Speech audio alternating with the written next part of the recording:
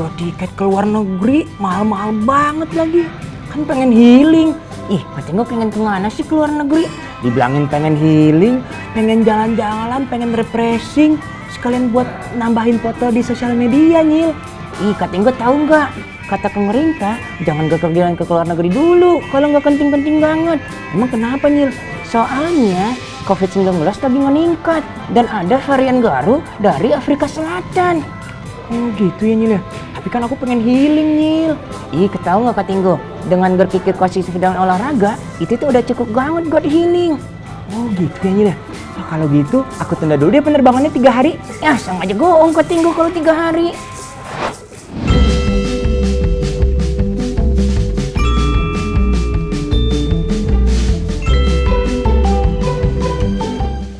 Berlin, Jerman, salah satu kota yang ramah bagi pesepeda. Fasilitas parkir sepeda banyak di sepanjang jalan. Buat yang gak punya sepeda, tenang, ada penyewaan sepeda kok. Tapi rata-rata warga Berlin sudah memiliki sepeda sendiri. Jadi mereka lebih banyak menyewa skuter elektrik. Kayak Kak Mega nih yang mau ajak kita explore kota Berlin. Naik transportasi publik biar murah meriah.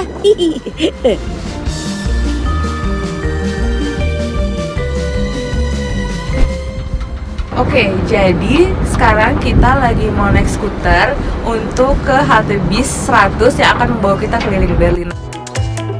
Rutenya boleh kemana aja, asal masih dalam jangkauan GPS. Penyewaan skuter ini tidak ada batas waktu. Pembayarannya sesuai tarif pemakaian saja, sekitar Rp1.400 per menit. Di Jakarta juga sempat berseliweran pengguna skuter listrik. Sekarang sih penggunaan skuter di jalan raya dan jalur sepeda sudah dilarang di Jakarta. Soalnya dianggap membahayakan pengguna jalan.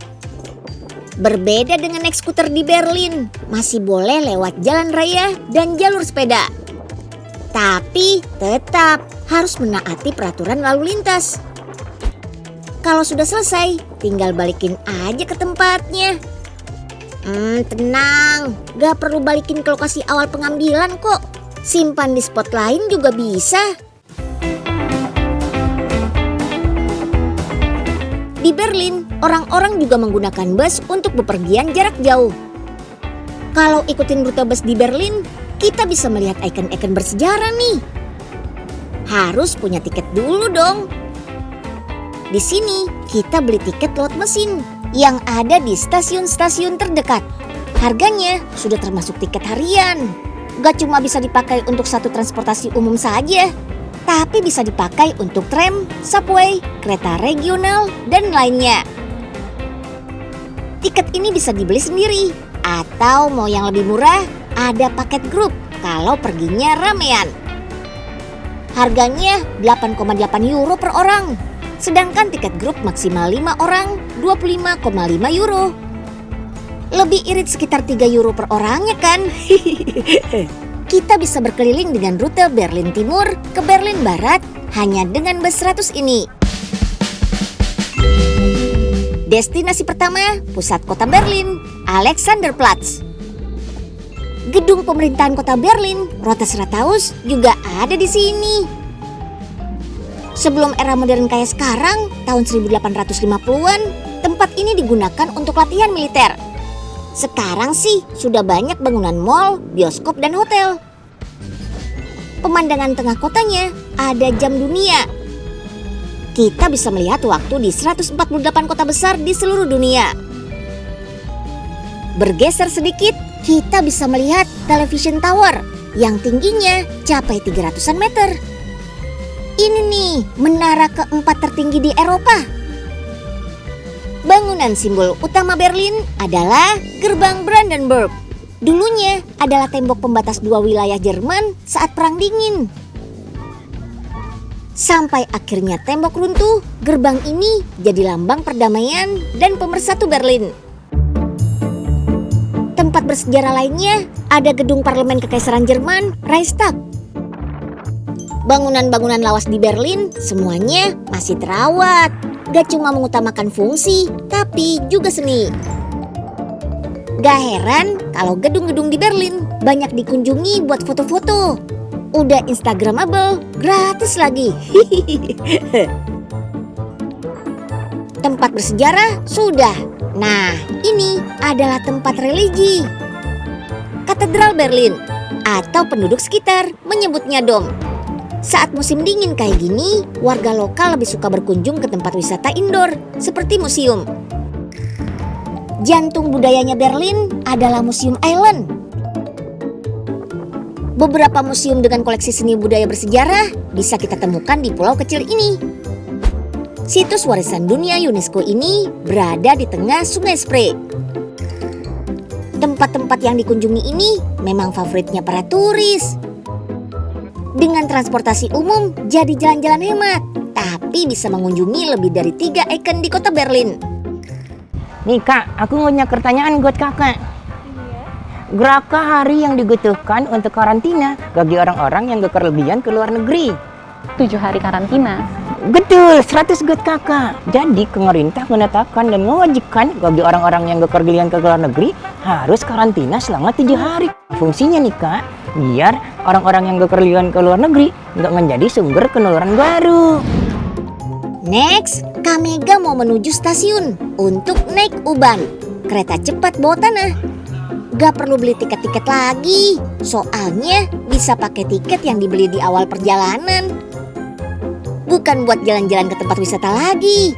Kamega mau melepas rindu sama makanan khas Indonesia yang ada di restoran Nusantara, Berlin, Jerman. Lokasinya strategis, dekat dengan pusat perbelanjaan. Sudah dipastikan resto ini berlabel halal. Pemiliknya adalah orang Indonesia, lebih tepatnya asli Tegal. Kenalin nih, Pak Bram Fernandin, mantan atlet bulu tangkis nasional. Nih buktinya, piala hasil jeripaya kemenangan Olimpiade bulu tangkis milik Pak Bram dipajang di restoran. Ya, niatnya kita buka restoran Indonesia itu untuk komunitas Indonesia pertama yang banyak di Berlin sama di Jerman, dan juga orang mengenal kultur budaya orang Jerman untuk mengenal makanan Indonesia. Sebelum buka restoran, Pak Bram lebih dulu membuka catering tahun 2007 karena istrinya senang memasak. Berawal dari pesanan untuk kedutaan KBRI atau pesanan untuk tamu dari Indonesia ke Berlin, akhirnya banyak yang menyukai masakannya. Tahun 2011, Pak Bram mulai berani mendirikan restoran. Ini bukan satu-satunya restoran Indonesia di Jerman, tapi di sini sajian menunya lengkap. Sekarang sudah ada lebih dari 30 menu makanan. Yang paling favorit ada gado-gado, tongseng, dan sate ayam. Selain pemiliknya orang Indonesia, pelayan dan kokinya juga orang Indonesia semua. Makanya cita rasanya gak jauh beda deh. Tuh Nyil, kalau masalah makanan, aku jagonya Nyil. Baru sebentar udah habis. Oh iya ya Kacinggo ya. Nah karena udah habis, gimana kalau kita main tegak-tegakan Kacinggo? Boleh Nyil. Aku duluan ya. Oke. Kenapa orang Jepang kalau makan mie harus disedot Kacinggo? Oh tujuannya biar ngehargain kalau makanannya enak Nyil. Betul, 100 buat Kacinggo. Nah sekarang giliran aku nih. Kenapa orang Cina kalau makan harus nyusahin Nyil? Takutnya si tuan rumah ngerasa nggak cukup buat tamunya. Makanya disisain sedikit. Biar tuan rumah ngerasa cukup buat tamunya. Oh gitu ya Nyil ya. Nah sekarang kalau orang Indonesia gimana Kacinggo? Nih kalau orang Indonesia gini nih Nyil. Mbak nasi goreng 1 ya mbak. Nah Kacinggo kok makan nasi lagi? Kalau orang Indonesia udah makan tapi ngerasa nggak makan kalau belum makan nasi Nyil. Iya ya Kacinggo ya. Kacinggo kenapa? Kerasaan Kacinggo udah makan deh. Nyil jangan bilang-bilang. Oh enggak, ini bukan buat aku itu. Ini udah cukup kok. Alah. Makanan Indonesia kan kaya akan rempah. Nah, di Jerman kesulitan cari rempah-rempahnya nggak sih? Jadi memang dari Indonesia untuk rempah-rempahnya susah sekali.